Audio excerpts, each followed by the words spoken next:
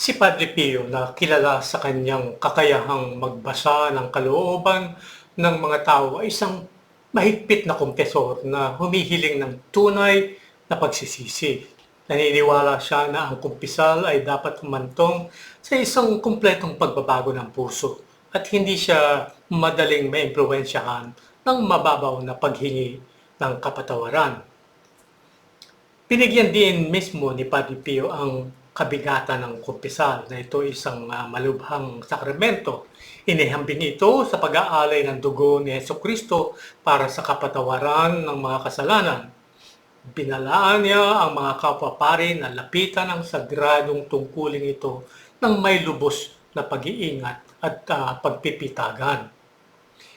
Pinagbigyan din ng simbahan ang kahalagahan ng kumpisal bilang isang sakramento na maaaring humantong sa malalim na pagbabagong espiritual. Ang buhay at ang mga turo ni Padre Pio ay nagsisilbing makapangyarihang paalala ng nakapagbabagong kapangyarihan ng taus-pusong pagsisisi at kabanalan ng kumpisalan. Ito ang buod ng pagtatahal ngayong araw, kaya samahan po ninyo ako. Ito po ang inyong lingkod, si Dr. Jose Maria Alcacid. Alamin ang mga detalye at manatiling nakatutok.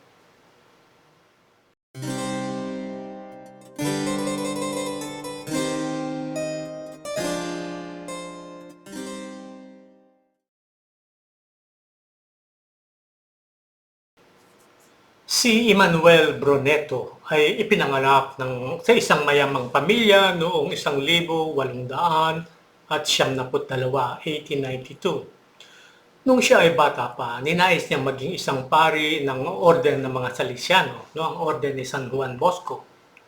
Gayunpaman, nang lumaki siya ay nagbago ang kanyang isip at ibinigay niya ang kanyang sarili sa pagkahumaling sa luho at pagnanasa.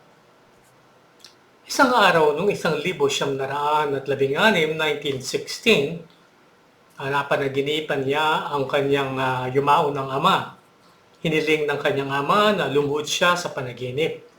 Nang sinunod niya ang utos ng kanyang ama, ipinatong ng huli ang kanyang mapagbigay ng mga kamay sa ulo ng binata. Nang gawin ito ng kanyang ama, naramdaman ng binata na may isang uri ng likidong tumulo mula sa mga palad ng kanyang ama at pumasok sa kanyang katawan sa bunbunan ng kanyang ulo. Pakiramdam niya ay nanuot ang partikular na likido sa buong katawan at isipan niya at sinipawan nito ang buong sarili niya. Ngunit ang panaginip ay hindi nagdulot ng anumang pagbabago sa kanyang buhay at pinagpatuloy niya ang kanyang naliligaw na buhay. Sa kanyang pamumuhay tulad nito, nabasa niya ang tungkol kay Padre Pio isang araw sa isang pahayagan. Sa pagbasa nito ay nagkaroon siya ng pagnanais na makita kagad si Padre Pio. Alinsunod dito, naglakbay siya sa kumbento ni Padre Pio. Gayunpaman naubusan siya ng pera sa kalagitnaan at naglakad siya ng halos 10 oras upang tahakin ang huling bahagi ng kanyang paglalakbay. Pagdating niya sa kumbento ni Padre Pio, nakita niya ang padre na nagbibigay ng banal na komunyon sa mga mananampalataya. Ngunit ang itsura ni Padre Pio ay hindi nagustuhan ni Bruneto. Nakita niya si Padre Pio na may makinang na mukha, matalas at itim na mga mata, maputi at makapal na balbas, matipunong balikat, may guwantes ang mga kamay at ang mga daliri na nagpamalas ng diwa ng buhay. Si Bruneto, sa dahilang nalublob sa dumi ng maksalanang pamumuhay, ay hindi nakatagpo ng anumang kapaki-pakinabang sa lahat ng ningning ni Padre Pio at nakaramdam ng pagkaasiwa habang naroroon. Gusto niyang bumalik sa pag-aakalang lahat ng narinig at nakita niya ay isa lamang masamang panaginip. Gayunpaman, naramdaman niya ang isang mahiwagang pagnanasa sa loob-loob niya at tumingin siya sa simbahan at pumasok dito. Nang makapasok siya sa simbahan ay naging kahanga-hanga ang itsura ni Padre Pio sa kanya. Sinenyasan siya ni Padre Pio na pumunta para tumanggap ng banal na komunyon. Ngunit bago rito, nararapat lamang siyang mangumpisal. At matapos ng kumpisal, kinailangan ni Padre Pio na igawad ang kapatawaran sa kanyang mga kasalanan o ang absolusyon. Ngunit walang salita ang lumabas sa kanyang bibig. Pakiramdam ni Brunetto ay may pumipigil sa kanya sa pagsasalita at sinusubukan siyang linlangin ito. Naramdaman ni Brunetto ang kaaya-ayang amoy ng iba't ibang mga bulaklak at ang mabagong aroma nito na halos nawala ang balanse niya. Ngunit pakiramdam niya ay nawala sa kanya ang labis na bigat na nooy dinadala niya. Sinikap niyang makuha ang pagbabasbas ni Padre Pio. Hindi siya binigaw ni Padre Pio at ipinatong niya ang mga kamay sa balikat ng binata at binasbasan niya siya. Sa puntong iyon, naramdaman ni Brunetto ang naranasan niya 3 taon na ang nakalilipas nang pinaluhod at binasbasan siya ng kanyang ama sa kanyang panaginip. Pagdamat umuwi siya sa Napoli, bumalik siya sa San Giovanni Rotondo pagkaraan ng ilang panahon. Nagtayo siya ng maliit na kubo malapit sa sementeryo sa bayan at nag-alaga ng mga manok at kuneho. Ginugol niya ang kanyang bakanting oras sa panalangin at pagpamuni-muni. Nanirahan siya sa kumbento nang tanggapin niya ang pagtuturo sa mga seminarista. Ngunit nang mabago ang mga tuntunin sa kumbento noong 1925, 1925, umalis siya sa kumbento. Gayunpaman, nanatili siyang isang tunay na tagasunod at tagahanga ni Padre Pio. At sa kanyang pagyaw, natanggap niya ang mga pagpapala at pagkalinga ni Padre Pio.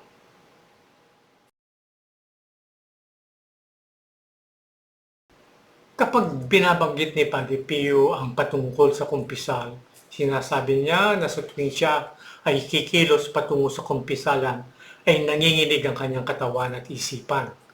Dahil kailangan niyang ibigay ang dugo ng Panginoong Hesukristo para sa kapatawaran ng mga kasalanan at pagbabago ng puso. Ipinahayag niya ang katulad na pananaw sa isang kapwa-pari.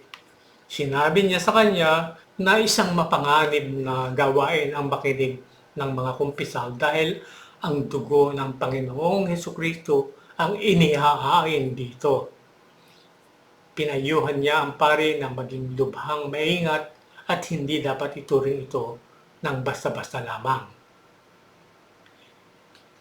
Binigyan din ng simbahan na ang kumpisal ay isang sakramento at dapat itong humantong sa tao sa pagbabago ng puso. Ganun din ang opinyon ni Padre Pio, kaya't nais niya na ang lahat ng mangungumpisal ay papasok sa kumpisalan na may wastong paghahanda sa pag-iisip. Medyo may kalupitan siya paminsan-minsan sa mga nagkukulang sa ganoong paghahanda. Ang kanyang kahigpitan ay nakatulong sa mga nagsumikap na magkaroon ng tamang pagbabago ng puso kahit na ito ay medyo mapait para sa ilan sa kanila. Dahil binigyan siya ng Diyos ng kapangyarihang basahin ang isip ng tao o basahin ang kanilang kaluluwa, inilista niya ang mga kasalanan ng mga lumapit sa kanya sa kumpisalan. Ang kanyang pagkilos na ito ay minsan ay nagdulot ng kaba sa ilan sa mga dumating upang mangumpisal. Ngunit sa pag-alis nila sa kumpisalan, iniiwan nila ito ng pagbabago ng puso. Ibig sabihin ang pagpabalik loob sa Diyos. Minsan ay dumating ang isang lalaki upang mangumpisal kay Padre Pio. Siya ay may malalim at masamang balak na patayin ang kanyang asawa at pagkatapos ay magpapakasal sa ibang babae. Nang lumuhod siya sa kumpisalan, ikinuwento ni Padre Pio sa kanya kung ano ang nilalaman ng kanyang puso. Siya ay natigilan at naunawaan na si Padre Pio sa kanyang bigay na Diyos na kapangyarihan ay nalaman kung ano ang nakatago sa kanyang isipan. Agad siyang sumailalim sa pagbabago ng isip at nagsisi sa kanyang makasalanang binabalak.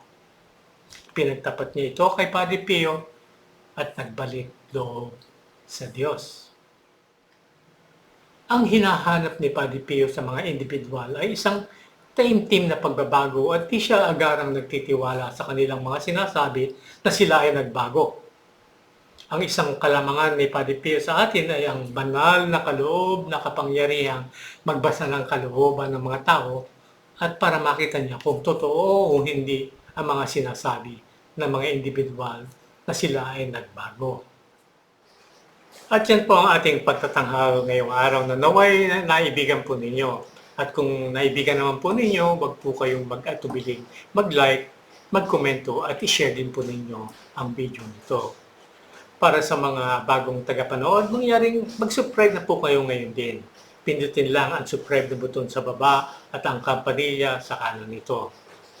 At para sa inyo na nais kaming bigyan ng suporta, lumahok po kayo sa aming eksklusibong grupo ng mga buwan ng mga taga-suporta o mga donante na nag-aabuli po kada buwan at ito po ay tinatawag ng mga alagad sa kalinga ni Padre Pio. Sa inyong paglahok, mapapakinabangan po ninyo ang benepisyo ng buwanan o lingguhang mga pamisa na naaayon po sa halaga ng inyong buwanang abuloy o donasyon. Bilang regalo, padadalan po namin kayo ng pinasbasang larawan o medalya ni Padre Pio na ayon din po sa halaga ng inyong buwan ng donasyon. Para sa mga karagdagang mga detalye, mangyaring bisitahin ang aming website sa www.angtinignipadrepio.org www.angtinignipadrepio.org At doon po ninyo makikita kung paano po ang pagbibigay ng donasyon. At ito po ay sa pamamagitan ng GCash. At ito po ay pag-transfer sa aming video account. Maaari rin po kayong magbigay ng donasyon sa pamamagitan ng aming GCash number na nasa ilalim po ng aking pangalan. Kung meron po kayong mga nais na katanungan na iparating sa amin, maaari rin po kayong makipag-ugnayan sa amin sa pamamagitan ng pag-email sa angtinignipadrepio@gmail.com angtinignipadrepio@gmail.com O kaya ay bisitahin po ninyo ang aming Facebook page at magbigay kayo ng mensahe sa pamamagitan ng Messenger. At meron din po yan sa aming website, makikita po ninyo yung simbolo ng Messenger kung nais po ninyong magtanong o magbigay ng anumang mensahe para sa amin. At para marating po ang aming website, mangyaring pindutin lang ang button sa taas at dadalhin po kayo sa aming website. At hanggang dito na lang po tayo at maraming salamat po sa aming mga taga-suporta na lumahok na po sa mga alagad sa kalinga ni Padre Pio. At aking ginagarantiya sa inyo na patuloy po ang mga pamisa para sa inyo, na naway magdala sa inyo ng mga biyaya at grasya. Hanggang sa muli po nating pagkikita, naway pagpalain at patnubayan kayo palagi ng ating Panginoong Diyos.